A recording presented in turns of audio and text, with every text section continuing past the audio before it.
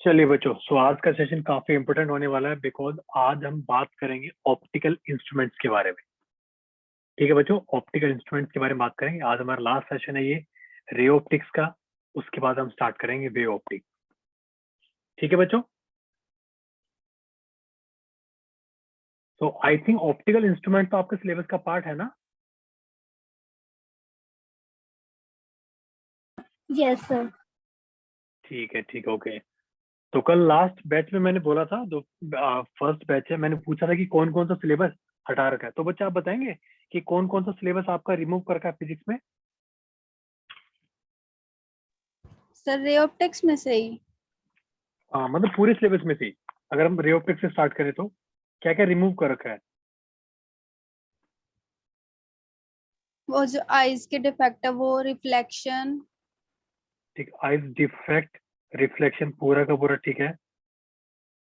मतलब mirror part नहीं आ रहा। Yes sir. ठीक है, देन और इसके अलावा वेव ऑप्टिक्स में पूरा है क्या। नहीं सर, तो उसमें पोलराइजेशन रिलेटेड है।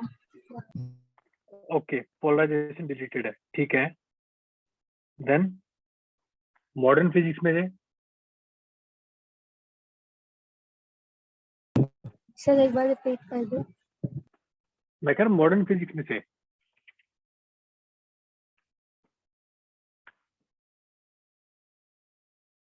सर न्यूक्लियर चैप्टर में तो रेडियो एक्टिविटी रिलेटेड है। अच्छा अच्छा, रेडियो एक्टिविटी नहीं है। एक सेकंड रुको, रेडियो एक्टिविटी नहीं है। ओके, हाँ हाँ, ये याद आ गया मुझे, ये रेडियो एक्टिविटी नहीं है। उसके अलावा और एटॉमिक फिजिक्स में से सेमीकंडक्टर में ट्रांजिस्टर रिलेटेड है।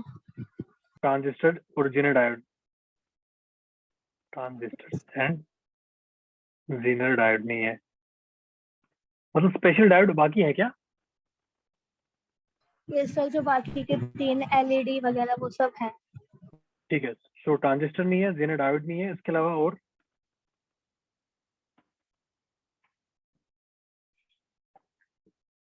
इसके अलावा बच्चों सर 11 चैप्टर में डेविसन एंड जर्मर एक्सपेरिमेंट नहीं। एक मिनट एक मिनट एक मिनट, फिर से बोलो क्या नहीं है। सर मतलब उसमें बस डी ब्रोगली हाइपोथेसिस है, बाकी उसका जो एक्सपेरिमेंट है पूरा वो डिलीटेड है। नहीं, नाम बताओ ना, कौन सा एक्सपेरिमेंट रिलेटेड है। Vision and Germer experiment. अच्छा, फ्रीजन एंड थर्मल एक्सपेरिमेंट। फ्रीजन, एक मिनट, फ्रीजन एंड थर्मल एक्सपेरिमेंट नहीं है।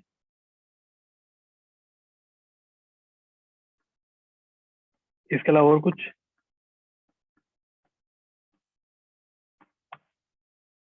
बाकी सब है ना। Yes sir. एक्सरे, एक्सरे में से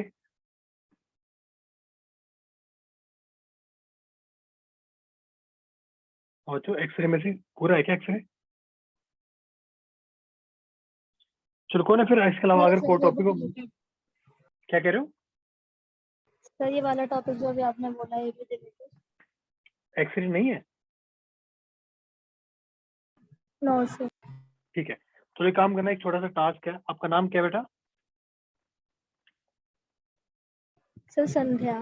संध्या, ठीक है। ये आपकी जिम्मेदारी है, नेक्स्ट क्लास में जब भी हम बात करेंगे आप एक बार चेक कर लेना। इसके अलावा कोई और टॉपिक जो डिलीटेड हो मुझे बता देना है आपसे, ठीक है। Okay sir. चलो ठीक है, ओके, स्टार्ट करते हैं। फिर आज का हम टॉपिक बहुत ही इंटरेस्टिंग होने वाला है। इंटरेस्टिंग मतलब ये कि थोड़ा सा बच्चों ध्यान रखना, कहीं ना चीजें कंफ्यूज हो सकती है। ठीक है, देखो, सो लास्ट टाइम हमने डिस्कस किया था बच्चों नियर पॉइंट। नियर पॉइंट क्या होता है। वो पॉइंट होता है बच्चों जहां से मतलब ऑब्जेक्ट को हम रखते हैं सबसे पास, आंखों के पास आप ऑब्जेक्ट को रख सकते हैं नियर पॉइंट पे। और किसी भी नॉर्मल आई के लिए ये होता है 25 सेंटीमीटर। मतलब क्या इस बात का मतलब कि अगर 25 सेंटीमीटर अगर हम कोई भी दूर हम कोई भी ऑब्जेक्ट रखते हैं उसको हम बहुत ही आराम से देख सकते हैं। हमारी आईज पे कोई भी स्ट्रेस नहीं पड़ेगा। हमारे जो सिलेरी मसल्स हैं उन पे बच्चों कोई स्ट्रेस नहीं पड़ेगा। ठीक है, अब होता क्या है कि मान लो हमने कोई नियर पॉइंट में हमने कोई ऑब्जेक्ट रख दिया, तो एंगल ये कितना बन रहा है, 10 थीटा नॉट बन रहा है। So tangent of theta naught will be equal to perpendicular, कितना हो जाएगा, height of the image divide by base कितना है, दैट इज नियर पॉइंट। अब एंगल छोटा बनता है, सो हम क्या बोल सकते हैं इसको, so theta naught it will B h/d। ठीक है, सो द इसको बोलते हैं maximum visual angle theta naught. Okay, so is suspended on the I when object is at the near point. अब बात यह है कि अगर इतना सब कुछ है, चलो ठीक है भाई, अगर हम नियर पॉइंट पे हम कुछ भी रखे तो वही हम साफ देख सकते हैं, ओके ठीक है। लेकिन अगर हमें कोई चीज देखनी हो तो हम कैसे करेंगे फिर? भाई उसको हम पास लेके आएंगे तो होगा नहीं।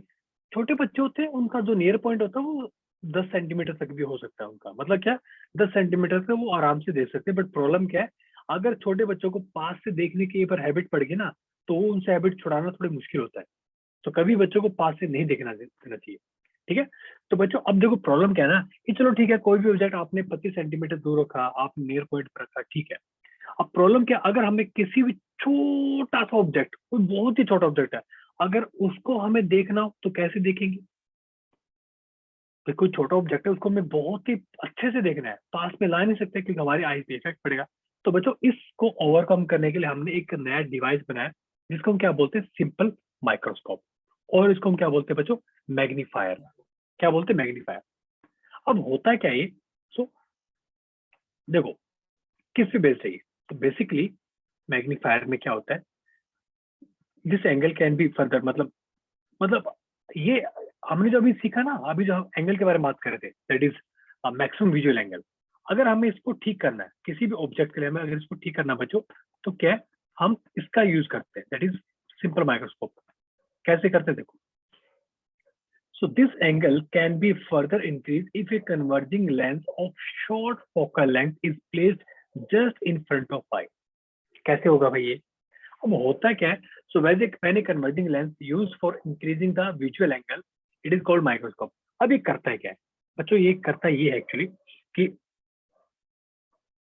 जो एंगल है ना, जो एंगल सबटेंड करते हैं, जो एंगल बच्चों सबटेंड करता है, ठीक है, वो क्या है, वो एंगल इंक्रीज कर देता है, एंगल के बच्चों इंक्रीज कर देता है। अब कैसे करेगा, अब हम क्या करते हैं बच्चे, इसमें हम क्या करते हैं कि अगर हमने ऑब्जेक्ट, देखो जब हमारी सिर्फ आई थी यहाँ पे, ये बच्चों सिर्फ आई अपनी, ये सिर्फ अपनी आंखें हैं, अपनी आंख, ठीक है। अब यहाँ पे क्या है, अगर आपने ऑब्जेक्ट को इसकी फोकल लेंथ पे रख दिया बच्चों, अगर आपने इसकी ऑब्जेक्ट को आपने इसके फोकल लेंथ पे रख दिया, तो नया थीटा कितना बन जाएगा, ये बन जाएगा h divide by focal length. And if focal length is less than d, तो हमारा जो नियर पॉइंट था अगर उससे छोटा होगा, so therefore angle theta it will be greater than theta naught. अगर एंगल बढ़ गया तो हम बच्चों ध्यान से, हम अच्छे से देख सकते हैं किसी ऑब्जेक्ट को। ये बात किस किस को समझ आई? Yes sir. हमने क्या किया, हमने जो नियर पॉइंट है वो तो हमारा फिक्स है, हमने क्या किया, हमने एक लेंस लगा दिया उसके आगे।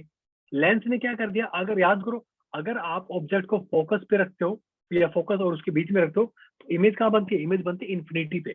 यहाँ तो हमें वो दिखा रखी है कि भाई सेम साइड पे बन रही है, बट ये वर्चुअल इमेज है एक्चुअली, ठीक है। सो अगर हम बात करें मैग्नीफाइंग पावर की, तो कैसी होगी बच्चों magnifying power? So m will be equal to theta divide by theta not. Theta naught क्या था बच्चों, visual angle without any instrument, जो हमारी आई पे बनता है। Okay, so theta naught is the angle subtended on the naked eye when the object is placed at the near point, and theta is the angle subtended by the final image on eye. This is also known as angular magnification. अब बच्चों पूरे chapter में बस यही चलेगा, m is equal to theta by theta naught. भाई हम instrument use क्यों कर रहे हैं, हम इसलिए यूज कर रहे हैं ताकि हम कोई भी चीज अच्छे से देख पाए। भाई अगर हमें कोई ऑब्जेक्ट को, हमारा मकसद यही है कि हमें किसी ऑब्जेक्ट को अच्छे से देखना है, वो कैसे देख पाएंगे, भाई आपको चांद देखना है, अब चांद तो आपको अपनी जैसे आई से दिखेगा वैसे दिखेगा नॉर्मल। तो अगर हम चाहते हैं कि उसको अच्छे से दिखे, उसके लिए हमें क्या करना पड़ेगा बच्चों, उसके लिए हमें उसको फिर कोई इंस्ट्रूमेंट यूज करना पड़ेगा, ठीक है। चलिए केस फर्स्ट क्या बच्चों, सो केस फर्स्ट में क्या, हमने ऑब्जेक्ट कहाँ पे रखा, हमने ऑब्जेक्ट रखा अपने यहाँ पे फोकस पे, ठीक है। So as the image is situated at infinity, ठीक है, the ciliary muscles are least strained, this situation is known as normal incident. अब हमने क्या किया, हमने बच्चों इमेज ऑब्जेक्ट को रखा फोकस पे, तो हमारी इमेज बनेगी इन्फिनिटी पे, हमारी इमेज कहाँ बनेगी इन्फिनिटी पे। सो एंगल हमने डिस्कस किया था ना, एच कितना हो जाएगा, सॉरी थीटा कितना हो जाएगा, एच डिवाइड बाय एफ। याद है ना भाई, जब आप फोकस पे कोई ऑब्जेक्ट रख दो कॉन्वेक्स लेंस के सामने, इमेज बनती है इन्फिनिटी पे। सिमिलरली अगर आप ऑब्जेक्ट रखते हो फोकस पे कॉनकेव मिरर के सामने, तो इमेज बनती है सेम साइड पे इन्फिनिटी पे, बिल्कुल सिमिलर वैसे ही है। यहाँ तक कोई डाउट, कोई क्वेश्चन? अब देखो, अगर हम इसकी मैग्निफिकेशन निकालनी है, तो अगर हम बात करें मैग्निफिकेशन क्या थी, theta divide by theta naught. Theta क्या था अपना, एच डिवाइड बाय डी था, sorry naught H by D, wait H by F हो जाएगा ना, डिवाइड बाय ठीक है एच बाय डी था। So therefore M will be equal to D divide by F. ये बच्चों हमारी आ गई मैग्निफिकेशन, किसके लिए, सिंपल माइक्रोस्कोप के लिए। डी क्या है, नियर पॉइंट, एफ क्या है, focal length of the lens जो हम यूज कर रहे हैं। क्लियर? Yes sir. ठीक है। सो बच्चों सिंपल सा पढ़ना, theta is greater than theta naught. ठीक है, ऑब्जेक्ट तो वही रखा है हमने जो भी हमारी कंडीशन थी, लेकिन बच्चों वो क्या करता है, वो इमेज को बड़ी कर देता है, और वो एंगल फिर क्या करता है बच्चा, एंगल बड़ा सबटेंड करता हमारी आई पे। सेकंड पॉइंट, अब बच्चों हमने क्या किया, हमने ऑब्जेक्ट को थोड़ा और पास में ले आए। हमने क्या किया बच्चों, मैग्नीफाइंग पावर को हमें इंक्रीज करना है। हमने क्या किया, हम ऑब्जेक्ट को और पास में ले आए, हमने फोकस और ऑप्टिकल सेंटर के बीच में रख दिया। ठीक है, तो इस बार थीटा कितना हो जाएगा, ये हो जाएगा H divide by U not, H divide by U not. So बच्चों मैग्निफिकेशन का फॉर्मूला करता है theta divide by theta not. Theta की वैल्यू कितनी है, H by U not divide by में एच बाय में डी। तो किसके बराबर आएगा, आ गया डी बाय यू नॉट के बराबर आ गया।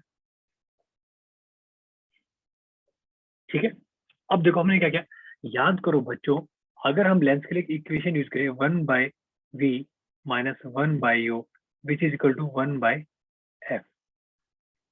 ठीक है, अब देखो बच्चों, इसमें होता क्या है ना, कि हमने ऑब्जेक्ट को इस तरीके से प्लेस किया है कि हमारी जो इमेज बनती है बच्चों, वो बनती है नियर पॉइंट पे। कहाँ बनती है, so virtual erect image is formed at the near point. यानी कि हमारा जो बच्चों इमेज डिस्टेंस कितना हो गया, माइनस टी, पुट कर दो सारी value. So 1 by minus T, 1 by minus U naught which is equal to 1 by F. भाई हमें क्या चाहिए, हमें तो डी बाई यू नॉट चाहिए।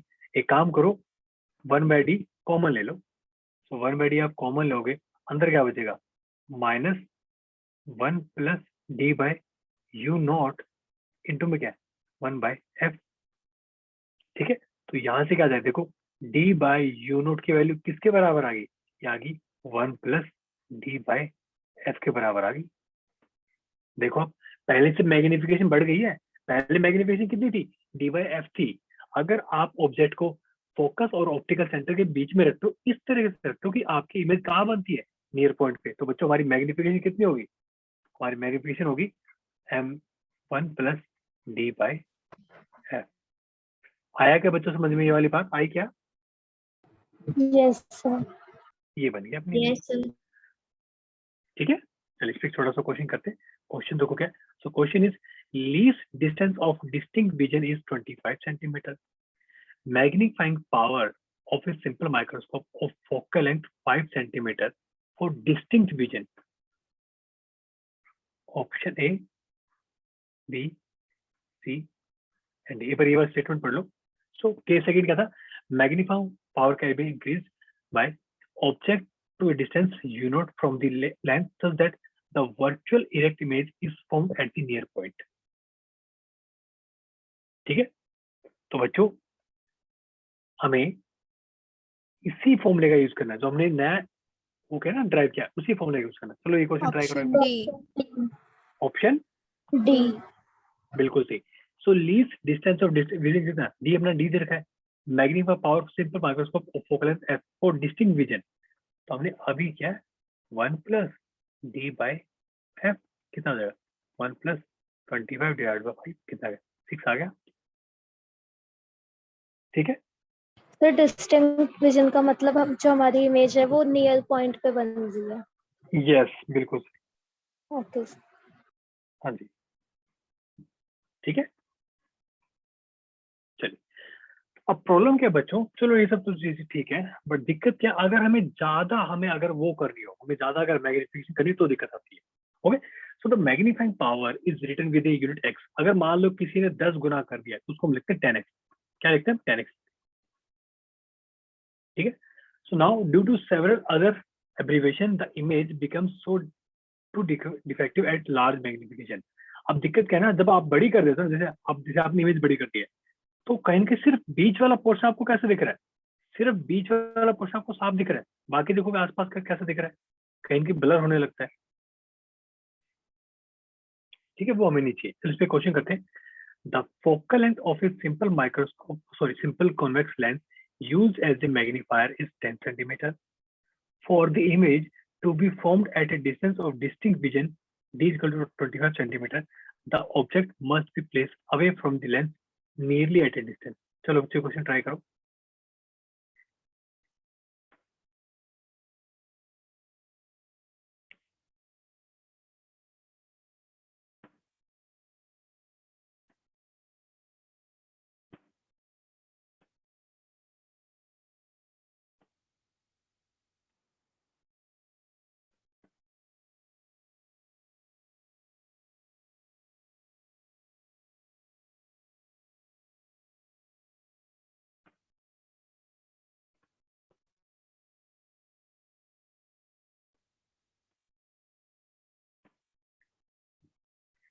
बच्चों सेम वैसी फॉर्मूला है, अभी हम डिस्कस किया तो था भाई, 1/v minus 1/o which is equal to 1/f। Image कहाँ पे बन रही है? इमेज बन रही है बच्चों अपने कहाँ पे? डिस्टिंक्ट विजन, मतलब डी पे बन रही है। तो लिखो यहाँ पे क्या हो जाएगा? 1/-d माइनस 1/u कितना है? यू तो हमें निकालना है। फोकल लेंथ कितनी है बच्चों? 10 सेंटीमीटर। तो लिखो यहाँ पे +10 हो जाएगा। So 1/u will be equal to -1/d minus 1/10। तो कितना आ जाएगा? -1/25 माइनस 1/10। 50 ले लो एलसीएम, कितना आएगा? -2 -5। सो u कितना आ जाएगा? ये बताओ कितना आएगा? 7.1। हाँ जी, वेट हमने एक छोटी सी मिस्टेक कर दी क्या? 50/7 आ रहा है। ठीक है, जो भी इसके आसपास होगा। ठीक है, आंसर विल बी बी। ठीक है, चलिए आगे चलते हैं। Now compound microscope. अब क्या, अगर मान लो कि कोई छोटा ऑब्जेक्ट, खैर अभी तो हम बड़े ऑब्जेक्ट के बारे में बात करते हैं, अगर मान लो कोई छोटा ऑब्जेक्ट, तब क्या करोगे? समझ रहे हो भाई? अभी तो क्या, कोई कोई छोटा सा ऑब्जेक्ट था, वो एंगल ठीक ठीक एंगल बना रहा था। अगर मान लो अभी कोई बिल्कुल ही छोटा ऑब्जेक्ट है, तो इसमें क्या बच्चे, इसमें दो ऑब्जेक्ट होते हैं, दो मतलब हमारे लेंस होते हैं। ठीक है, so it consist of two converging lenses arrange coaxially. ठीक है, कौन बताएगा इसमें हम कैसे काम करेंगे? बताओ कैसे करेंगे बच्चों इसको? सिंपल था बिल्कुल ही, हमने जो डिस्कस किया वही है बिल्कुल। सर इसमें दो लेंस होते हैं, एक तो ऑब्जेक्टिव लेंस और एक आई लेंस होता है। मतलब जो एक लेंस होता है पहले वाला, वो उसकी मतलब एंगल थोड़ा बढ़ाता है, फिर वो वापस हाँ, जब दूसरे लेंस के लिए एज ऑब्जेक्ट काम करती है, तब वो उस बिल्कुल एंगल को और ज्यादा सही, बढ़ा देता है। बिल्कुल सही। भाई हमने क्या किया भाई, हमारे पास एक लेंस है ऑब्जेक्टिव, एक अपना आई पीस। ठीक है, लेकिन जो आई पीस होता है ना बच्चा, उसकी फोकल लेंथ कम होती है एज कम्पेयर टू ऑब्जेक्टिव। तो करता क्या है, जो ऑब्जेक्टिव लेंस है वो एक इमेज बना देता है, बड़ी इमेज बना देता है उसके लिए। कैसे देखो, मान लो कि हमारे ऑब्जेक्ट का यहाँ पे हमने रखा। ठीक है, अब बच्चों ये इस तरीके से बना रहा है इमेज को कि ये इसकी फोकल लेंथ पे बना है। जो यू है ना बच्चों, ये इसकी फोकल लेंथ है। ये जो बच्चों बन रहा है ना, ये अपना इसकी फोकल लेंथ है। वेट वेट, ठीक है। अब मुझे देखो, अगर कोई इमेज यहाँ पे बनेगी तो इसकी अगर फोकल, अगर यहाँ पे फोकस पे बनेगी, तो बच्चों इसकी इमेज कहाँ बनेगी? इन्फिनिटी पे। अगर मैं सीधी सीधी बात करूं, तो बच्चों यहाँ पे एंगल थीटा कितना हो जाएगा? एंगल थीटा कितना हो जाएगा बच्चों, जल्दी से बताओ। हाँ जी, सर H' अपॉन F। बिल्कुल सही। सो एच डैश अपॉन, देखो अगर मैं बात करता हूँ, ये अपना एंगल है मान लो थीटा, ठीक है, ये अपना एंगल अपना, ये भी अपना एंगल थीटा, ठीक है। So theta will be equal to क्या हो जाएगा, H divide by U naught. यहाँ तो कोई डाउट, कोई क्वेश्चन?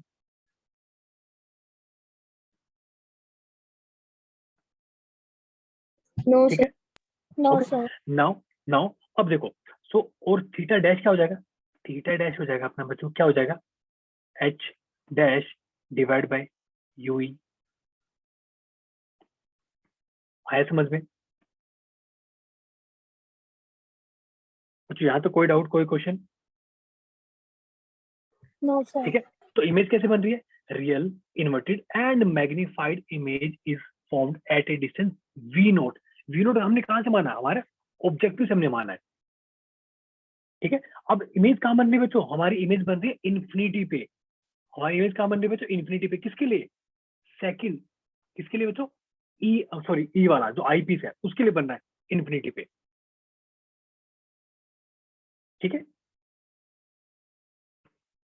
चलिए इस पे एक छोटा सा क्वेश्चन करते हैं। So question is, in a compound microscope if the objective produces an image I naught and the eyepiece produces an image I E, then option A, option B, option C and option D. चलो बच्चे वाला question try करो।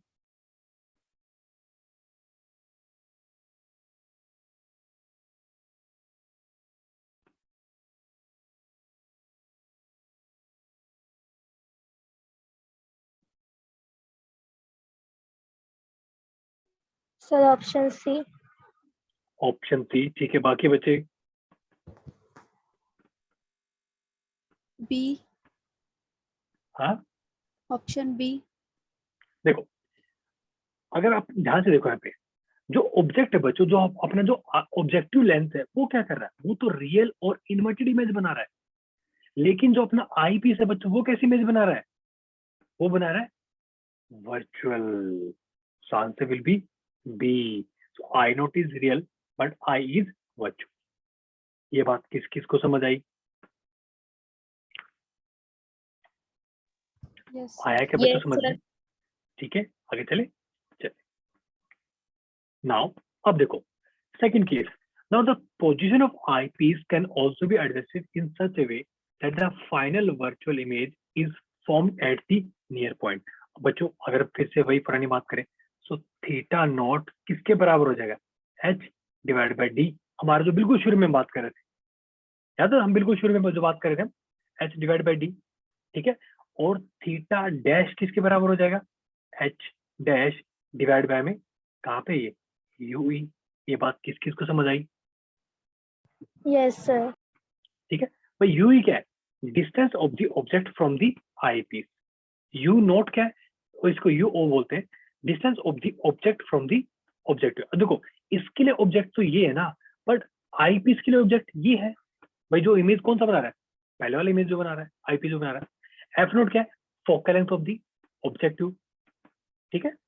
चलिए now अगर हम देखें, so the largest angle formed by the object on the unaided eye, हमने ये ऑलरेडी हम डिस्कस कर चुके हैं, ठीक है। Now when a compound microscope is used the final image subtends an angle theta dash on the eyepiece, ठीक है, ये हम ऑलरेडी डिस्कस कर चुके हैं। So where H dash is the height of the first image and U is the distance from the eyepiece. Clear? यहाँ तक कोई डाउट, कोई क्वेश्चन बच्चों?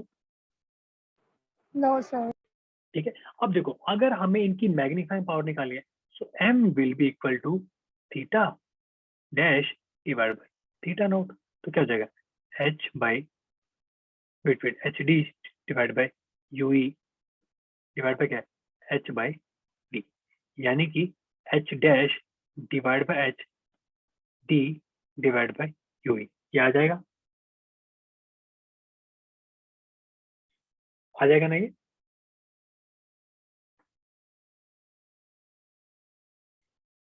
ठीक है, अब देखो अगर हम ये बात करते हैं, अगर ये बात करते हैं, ये बच्चों किसके लिए, ये मैग्निफिकेशन किसके लिए बच्चों, अगर मैं ऑब्जेक्ट के ये, लिए। यस ऑब्जेक्टिव के लिए। तो बच्चों मैग्निफिकेशन का फॉर्मूला क्या होता था, h by h dash which is equal to v by u which is also equal to minus v not by u not. Lens के लिए मैग्निफिकेशन का फॉर्मूला क्या होता है बच्चों, v by u होता है, अगर आपको याद हो तो। Yes sir. ठीक है, तो बच्चों v तो यहाँ पे पॉजिटिव है, u यहाँ पे नेगेटिव है, तो फाइनली हमें क्या मिल जाएगा, v not by u not. ठीक है, सो ये आ गया अपने मैग्निफिकेशन का फॉर्मूला फाइनली, ये वाला। ठीक है, अब देखो बच्चों d बाई यू ई, अगर हम नॉर्मल एडजस्टमेंट की बात करें कि इमेज कहाँ पे बन रही, इमेज बन रही इन्फिनिटी पे, तो यू ई क्या हो जाएगा उसके फिर। अगर बच्चों याद करो फर्स्ट केस ये वाला, FE। ये देखो ये वाला ऑब्जेक्ट, ऑब्जेक्ट को कहाँ रखा है, इमेज कहाँ बन रही है, इन्फिनिटी पे। इसका मतलब क्या है, इसके लिए ऑब्जेक्ट कहाँ रखा है, ये फोकस पे, इसकी फोकल लेंथ क्या है, एफ ई, हो जाएगा ना एफ ई, आया समझ में। Yes sir. ठीक है, तो बच्चों इसके लिए फर्स्ट केस के लिए हमारा magnification by of compound microscope क्या हो जाएगा, ये हो जाएगा v divide by u into f, sorry wait naught f, d divide by f, ये फर्स्ट केस के लिए। सेकंड केस के लिए याद करो हमने क्या किया था, हमने ऑब्जेक्ट को इस तरीके से रखा कि फाइनल इमेज कहाँ बन रही है, पॉइंट पे। Near point. ठीक है, तो उसके लिए बच्चों मैग्निफिकेशन कितना आता अपना, 1 प्लस डी बाई एफ ई, कहाँ गया वो, ये देखो। ठीक है, तो 1 बाई इसकी क्या हो जाएगा, m is equal to V by U into 1 plus D by F E for the adjustment when, मैं इसको हाईलाइट कर देता हूँ, when image is formed at the least distance for clear vision. ठीक है, तो बच्चों फॉर नॉर्मल एडजस्टमेंट यानी कि when u naught is equal to f naught, sorry f e, u is equal to f e। ठीक है, तो ये आ गया बच्चों अपना किसका मैग्नीफाइंग पावर, किसकी, कंपाउंड माइक्रोस्कोप की। ये बात बच्चों किस किस को समझ आई, क्लियर सर। ठीक है, आगे चले, यहाँ तो कोई डाउट, यहाँ तो कोई क्वेश्चन, कोई शंका। चलिए एक छोटे से क्वेश्चन करते हैं। Question is a compound microscope has magnifying power as 32 and magnifying power of eyepiece is 4, then the magnifying power of the objective is option A, B, C and D। चलो ये वाला क्वेश्चन ट्राई करो। Sir option B. Option B बिल्कुल सही। बाकी बच्चे पढ़ाई नहीं कर रहे क्या,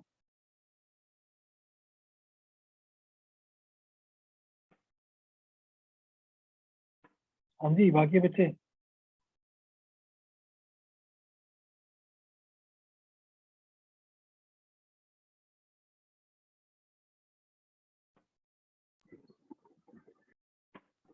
चलिए देखो बच्चों, तो हमने अभी डिस्कस किया है भाई मैग्नीफाइंग पावर क्या होती है। मान लो कि मैग्नीफाइंग पावर ऑफ किसकी, ऑब्जेक्टिव इनटू एम ई कर दो, तो एम ई वाला फॉर्मूला हमने अभी निकाला है।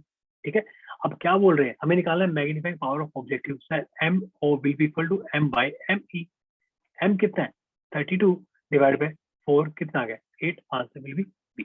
चलिए next question, in a compound microscope the focal length of the objective and eye lenses are 1.2 centimeter and 3 centimeter respectively. If the object is put 1.25 centimeter away from the objective lens, the final image is formed at infinity। यानी कि हमारी बच्चों objective से जो image बन रही है वो आई पीस के फोकल लेंथ से बन रही है। The magnifying power of the microscope. चलो बच्चों ये वाला क्वेश्चन ट्राई करो।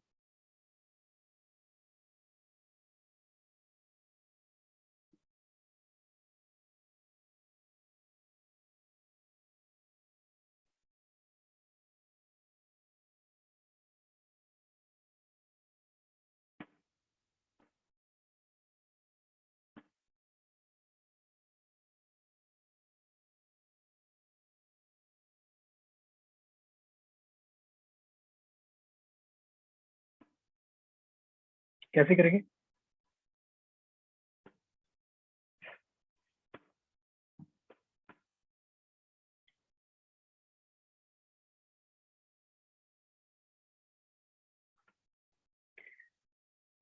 देखो इसमें ऑब्जेक्टिव लेंस के मैग्निफिकेशन को मल्टीप्लाई करेंगे डी बाई एफ ई से। बिल्कुल सही बोला। तो कैसे करेंगे उसको? देखो बच्चों, नॉर्मल एडजस्टमेंट क्या बोल रहे हैं? ये बोल रहे हैं कि भाई जो इमेज बन रही है ना, वो कहाँ बन रही है? देखो, इमेज बने इन्फिनिटी पे, तो यानी कि नॉर्मल एडजस्टमेंट है। मतलब क्या है कि जो ऑब्जेक्टिव लेंस से जो इमेज बन रही है वो आई पीस की फोकल लेंथ पे बन रही है। तो उसके लिए फॉर्मूला कितना था मैग्निफिकेशन का? That is V divide by U into D divide by F E. ये बात किसको समझ आई? Yes sir. यही था ना। Yes sir. लेकिन प्रॉब्लम क्या है? वी बाई यू नहीं पता। वी बाई यू किसके लिए है बच्चों? ऑब्जेक्टिव के लिए है। तो निकाल लेंगे। ये फॉर्मूला क्या है? 1/v minus 1/u which is equal to 1/f। यहाँ से निकाल लो ना 1/v। 1/v माइनस, एक मिनट उधर ले जाओ इसको। फोकल लेंथ कितनी है बच्चों? ऑब्जेक्टिव की कितनी है? तो ये हो जाएगी 1/1.2 प्लस में डिस्टेंस कितना है? 1.25। तो उधर ले जाएंगे तो माइनस 1.25 हो जाएगा। यही होगा, है कि नहीं? तो बच्चों यहाँ से सीधा सीधा निकालो, v किसके बराबर आएगा? ये आएगा 1.2 इंटू 1.25 डिवाइड बाय 1.25 माइनस 1.2। क्या आ जाएगा ना? किसके बराबर हो जाएगा? सो नीचे 1.2 इंटू 1.25 नीचे बचेगा 0.05। इसको इसे कट कर दो, कितना हो गया? 25। ये हो जाएगा अपने पास फाइनल कितना हो जाएगा? 30। ये हो गया अपने पास 30। ठीक है, बस यहाँ वैल्यू पुट कर दो। क्या? 30 इंटू ये कितना है? 25 डिवाइड बाय में कितना है इसका? एफ ई कितना है? 3। एफ ई 3 है ना? एक मिनट, हमने को मिस्टेक तो नहीं कर ना यहाँ पे? हम्म।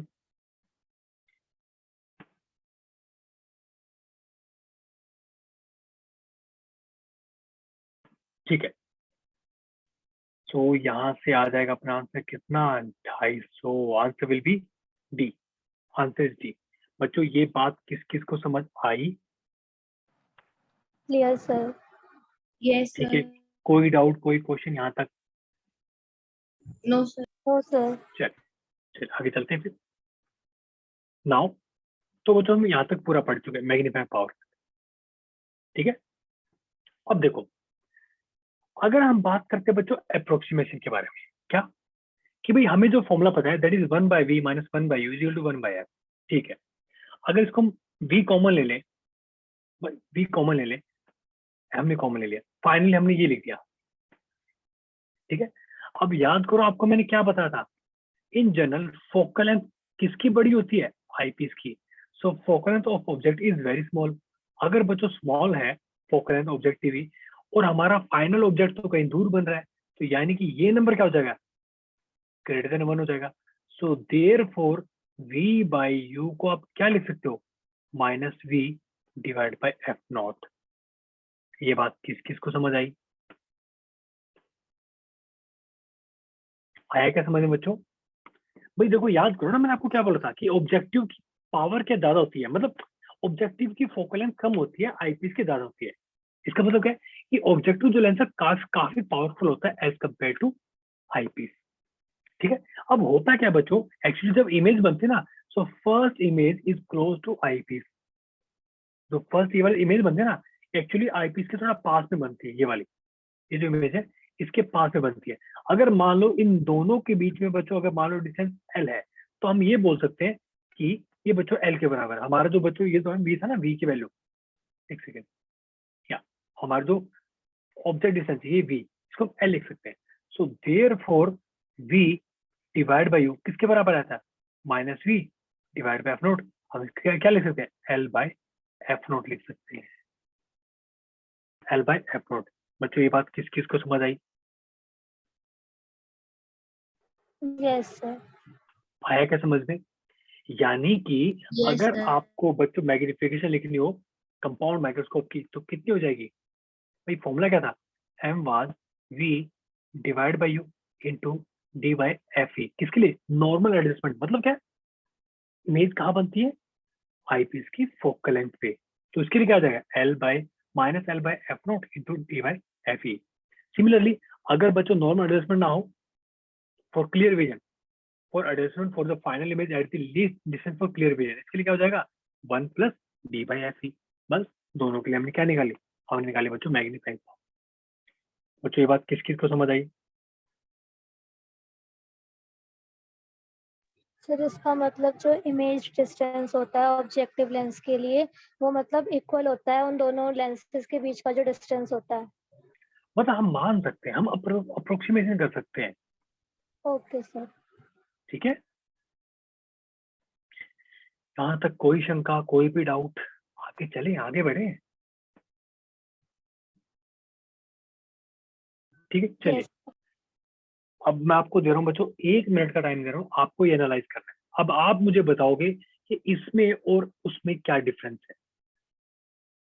ठीक है चलो, मैं आपको दे रहा हूँ 1 मिनट का टाइम। मैं इसलिए बता रहा हूँ क्योंकि देखो, जितना आपको देखो मेन जो चीज थी हमारे लिए कंपाउंड माइक्रोस्कोप की, वो हम समझ चुके हैं। ये भी वैसा ही वर्किंग है। ठीक है चलो बच्चों, 1 मिनट नहीं, आपको दे रहा हूँ 30 सेकेंड। चलो मुझे बताना, ठीक है?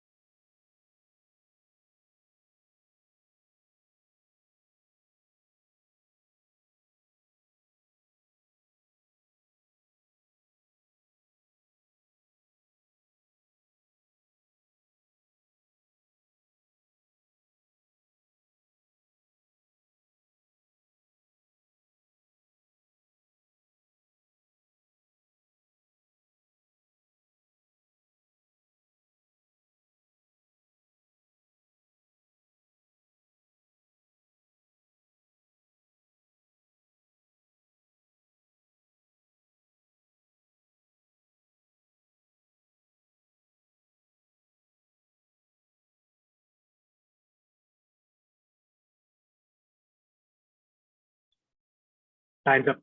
अब बताओ इसमें और इसमें क्या डिफरेंस है?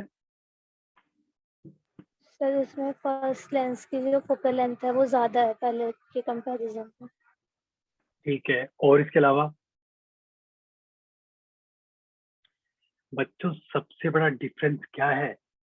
सबसे बड़ा डिफरेंस क्या है बच्चों? अभी तक हमने जो Aperture. देखा था, अपर्चर भी ठीक है। सबसे बड़ा डिफरेंस बच्चों क्या है? यहाँ पे ऑब्जेक्ट बहुत दूर होता है, पहले ही लाइन में लिखा हुआ है, since you note is very. बच्चों ये दूर वाली चीजों के लिए है। अगर दूसरे प्लेनेट देखने हो आपको, मतलब मून देखना हो, बोलो, तो ये बच्चों किसके लिए? ये दूर वाले ऑब्जेक्ट के लिए। तो ये बात किस किस को समझ आई? Yes sir. ठीक है भाई, दूर ऑब्जेक्ट का मतलब क्या है? हमारा ऑब्जेक्ट कहाँ है? इन्फिनिटी पे है। ठीक है, अब देखो, अब सोचो अगर ऑब्जेक्ट बच्चों इन्फिनिटी पे है तो क्या हम बोल सकते हैं कि हमारा जो ऑब्जेक्टिव लेंस है उसकी इमेज कहाँ पे बनेगी? इसकी फोकल फोकस। लेंथ पे। ठीक है, अगर मैं अल्फा एंगल की बात करूं, अल्फा एंगल क्या हो जाएगा बच्चों? अल्फा एंगल, जैसे ये अल्फा है तो ये भी अल्फा है, so alpha angle will be equal to P dash Q dash, wait sorry क्या रहा है,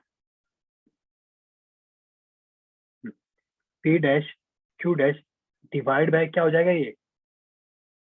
एफ नॉट। किसको मेरी बात समझ आई? Yes sir. सिमिलरली बच्चों बीटा क्या हो जाएगा? बीटा एंगल क्या हो जाएगा? So beta angle will be again P dash Q dash divide by ये डिस्टेंस कितना है, ये मान लो EP डैश है, ये अपनी होगी सेकंड इक्वेशन। यहाँ तक समझ आया सबको? Yes sir. ठीक है, तो बच्चों आगे से ध्यान रखना, एस्ट्रोनॉमिकल टेलीस्कोप के लिए बच्चों क्या, U नॉट क्या होता है हमेशा इनफाइनाइट, V नॉट क्या होता है फोकल लेंथ, एवरी केस में, और एवरी केस। क्यों? अरे ये बना ही उनके लिए है, जो दूर ऑब्जेक्ट रखे हैं उनके लिए स्पेशली बनाई है। आया समझ में? Yes sir.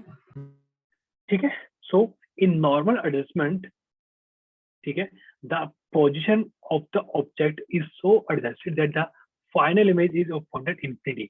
इसका मतलब क्या है भाई? इसका मतलब ये है कि ये जो है ना, ये है, ये जो चीज है EP डैश, ये क्या है बच्चों? ये इसकी फोकल लेंथ है। ये बात किसको समझ आई भाई? इमेज इंफिनिटी कब बनेगी, फाइनल इमेज इंफिनिटी कब बनेगी बेटा, आप बताओ। सर मतलब focal length of objective lens और जो दूसरा वाला लेंस है, इन दोनों के फोकस कोइंसाइड करेंगे। मतलब हम कह सकते हैं कि हमारी एडजस्टमेंट ऐसी होगी।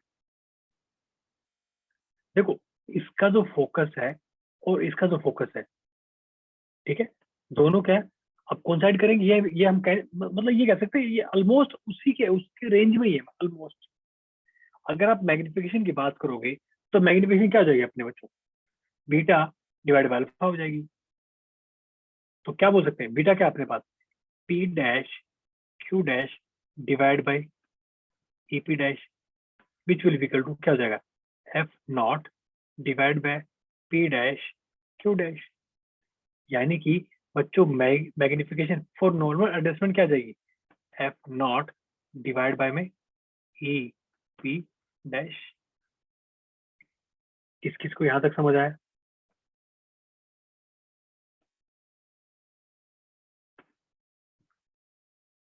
आया क्या समझ में?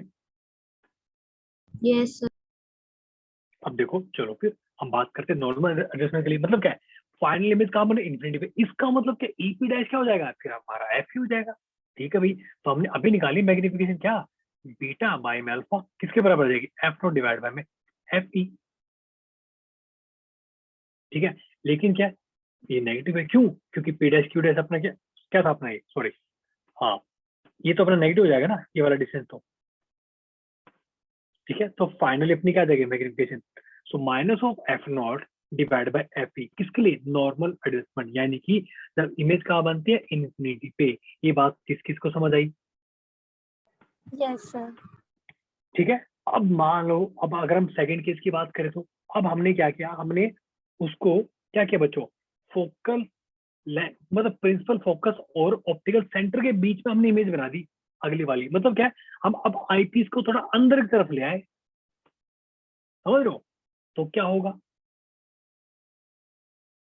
अब बताओ, अब मैग्निफिकेशन क्या हो जाएगी,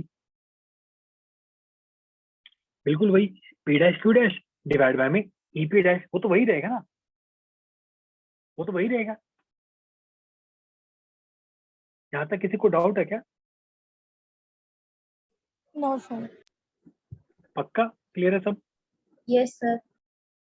चलो देखो, भाई अगर हम यहाँ पे बात करें मैग्निफिकेशन की, भाई बेसिक फॉर्मूला तो वही रहेगा ना, that is beta divide by alpha. Beta क्या हो जाएगा, P dash Q dash divide by क्या है, EP डैश। तो इस बार हमें पता थोड़ा था, पहली बार तो क्या था, इन्होंने बोला कि ऑब्जेक्ट इन्फिनिटी पे बन रही है, सॉरी इमेज, तो हमने पता चल गया भाई कि जो इमेज बन रही है वो आईपीस की फोकस पे बन रही है इमेज। ठीक है, इस बार हमें नहीं पता।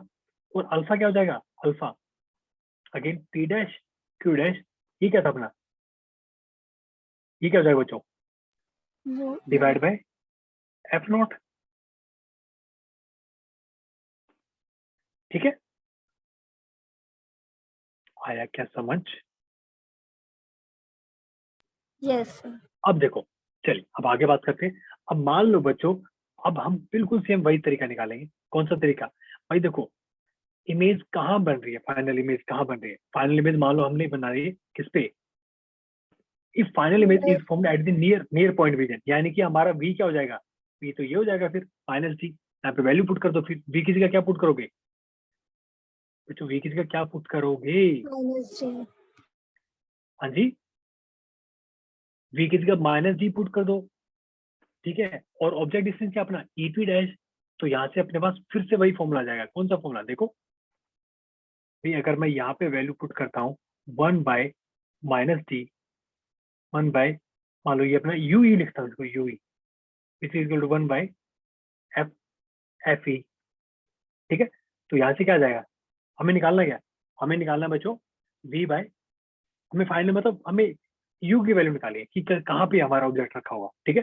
सो ue 1/ue it will be equal to 1/fe minus में 1/de। So ue it will be equal to क्या हो जाएगा बच्चों, क्या हो जाएगा फाइनल, ये जल्दी बोलो।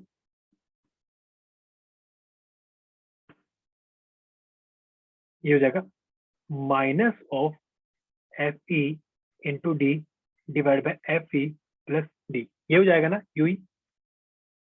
और यूई एक्चुअली बराबर किसके है, ई पी डैश जो कि नेगेटिव है माइनस ऑफ यूई हो जाएगा। तो क्या है finally F E into D divide by F E plus में डी। ये बात किस किस को समझ आई? Yes sir. बस। तो अपनी मैग्निफिकेशन क्या थी बच्चों, अपनी मैग्निफिकेशन का फॉर्मूला क्या था, that was m was equal to क्या था ये, F naught divided by EP dash. So F naught divided by EP dash कितना हो जाएगा, F E into D into क्या हो जाएगा एफ ई प्लस डी। बस ये आ गया अपना फॉर्मूला फाइनली। आया क्या समझ में?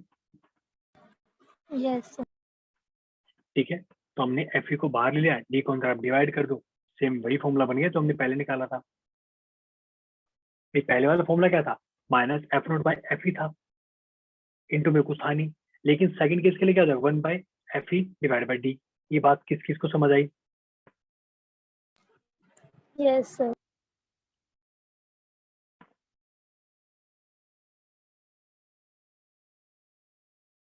ठीक है, आगे चले, यहाँ तक कोई डाउट कोई क्वेश्चन?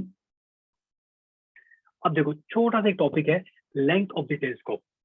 अब देखो अगर हम ये चेक करें कि इसकी लेंथ कितनी है, मतलब क्या है, इन दोनों के बीच में कितना डिस्टेंस, अगर आपको निकालना हो तो कैसे निकालोगे भाई, आप लिखो ना क्या, एक तो ओपी डैश ये जहाँ पे इमेज बन रही है प्लस में ईपी डैश, बस आप ये निकालोगे तो झंझट ही खत्म हो जाएगा। भाई लेंथ ऑफ द टेलीस्कोप क्या हो जाएगी, क्या है length of telescope, OP dash plus में एपी डैश। ओपी डैश कितना बच्चों, focal length of the objective plus में क्या है एफ ई, यही तो है फॉर नॉर्मल एडजस्टमेंट। नॉर्मल की बात चल रही है भाई, जब हमारे इमेज कहाँ पे बन रही है, मैं नॉर्मल की बात कर रहा हूँ, इमेज जहाँ पे कब बन रही है बच्चों, इमेज बनी इन्फिनिटी पे, यानी कि इमेज फॉर्म्ड बाय ऑब्जेक्टिव कहाँ पे बनेगी, फोकस ऑफ द आईपीस। लेकिन सेकंड केस का हमें क्या, हमें नहीं पता सेकंड केस में क्या, एल प्लस में क्या हो जाएगा, ये तो ओपी डैश ही रहेगा प्लस में ईपी डैश। बट इस बार क्या है, जरूरी नहीं है फोकस पे बना है, लेकिन हमने इसकी वैल्यू अभी फाइंड की थी, ओपी डैश क्या हो जाएगा अपना एफ नोट, बट इसकी वैल्यू हमने अभी फाइंड की थी क्या, F E D divide by F E plus में डी, ये हमने अभी फाइंड किया था। ये आ गया अपनी क्या लेंथ ऑफ द टेलीस्कोप। ये बात किस किस को समझ आई? Yes sir. पक्का?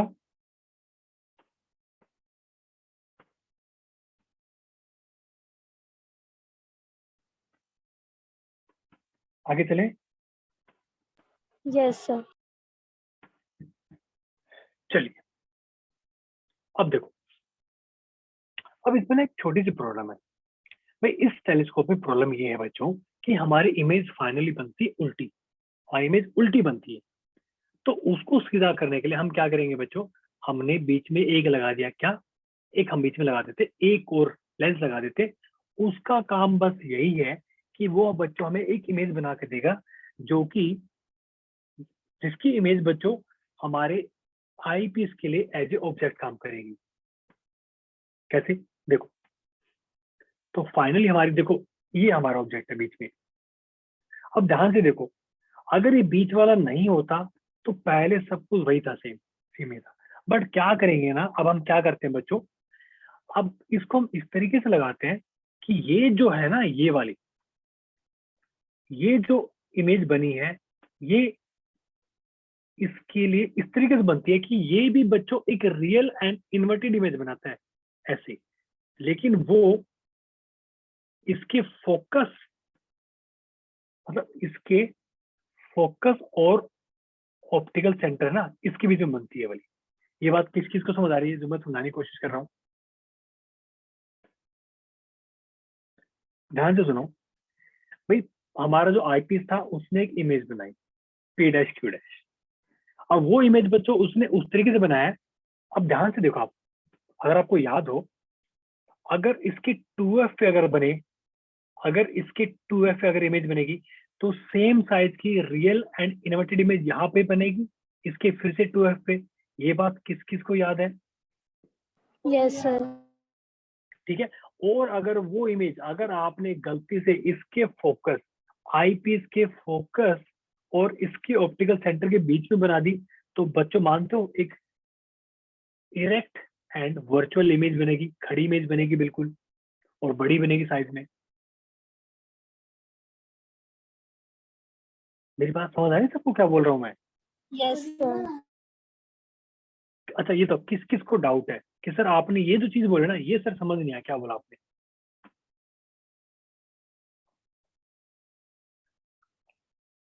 सबको समझ आ गया? अरे भाई वाह, अगर ध्यान से सुनोगे तो सब समझ आएगा। मैं इसको पूरा रिमूव कर रहा हूँ, ठीक है? ध्यान से सुनो भाई, अब तक क्या चल रहा था? देखो, अब तक ये चल रहा था कि इमेज बन रही थी, ठीक है, लेकिन फाइनल इमेज हमें कैसी मिल रही है? हमें बच्चों वो उल्टी मिल रही है फाइनल इमेज, ठीक है, उल्टी मिल रही है, मतलब इन्वर्टेड इमेज। अब मुझे एक चीज बताओ, अगर मैं एक लेंस बीच में लगा दूं, इसको भूल जाओ कुछ टाइम के लिए, ये जो लेंस है ना ये भूल जाओ, ये कुछ है भूल जाइए। अब बच्चों हमने क्या किया भाई, हमें इतना पता है अगर ऑब्जेक्ट इन्फिनिटी पे रखा है तो ये इसके फोकस पे बनेगी, इसके फोकस पे, ठीक है, ऑब्जेक्टिव फोकस पे। अब बच्चों हमने जो सेकंड वाला लेंस है ना, वो हमने इस तरीके से एडजस्ट किया है कि ये इसका डिस्टेंस इस लेंस से कितना है, 2f। और याद करो 2f वाला केस कौन सा होता था? मैं चलो आपको बना देता हूँ,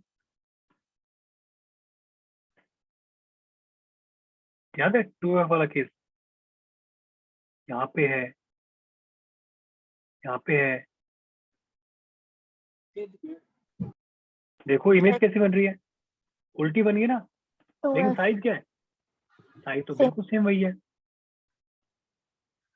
ये देखो, इमेज ऑब्जेक्ट ऐसा था, इमेज भी उल्टी बन गई, सेम साइज की। अब मुझे एक चीज बताओ, सॉरी ये थोड़ा ऐसा नहीं मिलेगा, हाँ ऐसा। अब मुझे बताओ भाई, इसके लिए हमने ऐसे कर दी, अब इसके लिए तो ये ऑब्जेक्ट है ना, ये उल्टा ऑब्जेक्ट है इसके लिए, तो इसकी इमेज कैसे बना देगा? ये इसकी इमेज यहाँ बना देगा, तो इसको मिटा देता हूँ मैं अब। भाई इसके लिए इमेज कहाँ बना देगा? ये यहाँ बना देगा इमेज। आया क्या समझ में? यस भाई सर। हमें सीधी दिख रही है, लेंस को थोड़ा ना पता है। लेंस को आप जैसे बोलोगे तो ऐसे करेगा, उस अगर आप टू पे रखोगे टू पे इमेज बना देगा, बिल्कुल उल्टी बना देगा, ठीक है। लेकिन बच्चों ये जो इमेज है, ये जो बनी है, ये हमारे आईपीस के जो, ये मान लो इसका फोकस है आईपीस का और इसका ऑप्टिकल सेंटर है, ये इसके बीच में बन रही है। तो सोचो ये क्या करेगा, ये तो इरेक्ट इमेज बना देगा, इरेक्ट इमेज बनाएगा और वर्चुअल बनाएगा। अब बताओ फाइनल इमेज कौन सी होगी अपनी? बच्चों फाइनल इमेज होगी P triple dash and Q triple dash. ये देखो, ये बन जाएगी हमारी, जो कि सीधी है, खड़ी है बिल्कुल।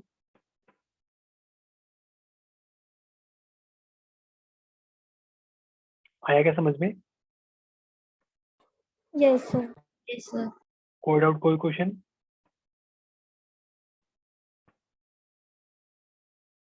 No sir. ठीक है, चलिए। तो बस इसका रोल यही था बीच वाले का, कि बस इसका काम बस एक ही है, छोटी इमेज अपना क्या करेगा बच्चों, ये सॉरी इमेज को उल्टी बना के, मतलब उल्टी इमेज को सीधी कर देगा, किसके लिए? आईपीस के लिए। ठीक है। अगर हम बात करते हैं बच्चों मैग्निफिकेशन की, सो फॉर टेरेस्ट्रियल टेलीस्कोप हमारी मैग्निफिकेशन क्या है? फॉर नॉर्मल एडजस्टमेंट ये है। वेट सॉरी क्या कर दिया मैंने?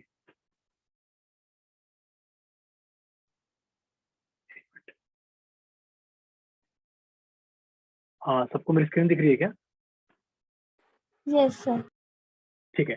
तो बच्चों फॉर नॉर्मल एडजस्टमेंट क्या है? ये है। And for final image at near point ये हमारी बन जाएगी length of telescope f0 plus में 4f प्लस में fe। ये बच्चों किसके लिए? टेरेस्ट्रियल के लिए, टेरेस ट्रायल के लिए। ठीक है भाई, इतना आप आई थिंक इतना आपको कोई ज्यादा इंपॉर्टेंट है नहीं टॉपिक, बस आपको पता होना चाहिए। ठीक है। डिफरेंस बस ये है बच्चों कि लेंथ ऑफ टेलीस्कोप में 4f का फंड आ जाता है, 4f। बाकी सब सेम ही है, देखोगे तो आप सेम है। देखो ये वाला सेम है, ये वाला सेम है।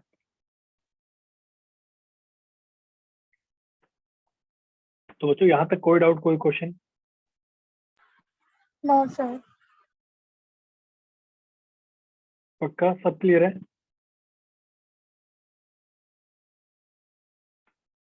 Yes sir. चलो बच्चों, अगर कोई डाउट है you can ask me any kind of question.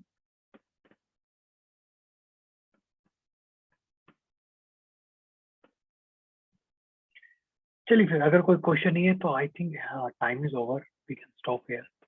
ठीक है।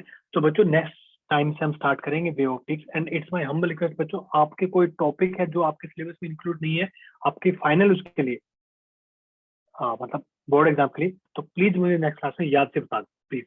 ठीक है, ओके सर। क्लियर? इसके अलावा अगर किसी को कोई डाउट हो, कोई भी क्वेश्चन आप मेरे से पूछ सकते हो।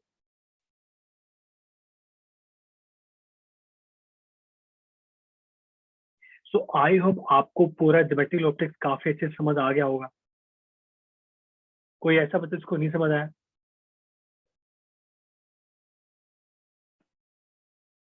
सबको समझ आ गया क्या? Yes sir. क्या बात है। कोई ऐसा बच्चा जिसने क्लास मिस की हो बीच में गलती से? हाँ, चलिए फिर चलते हैं। ठीक है, चलिए बच्चों नेक्स्ट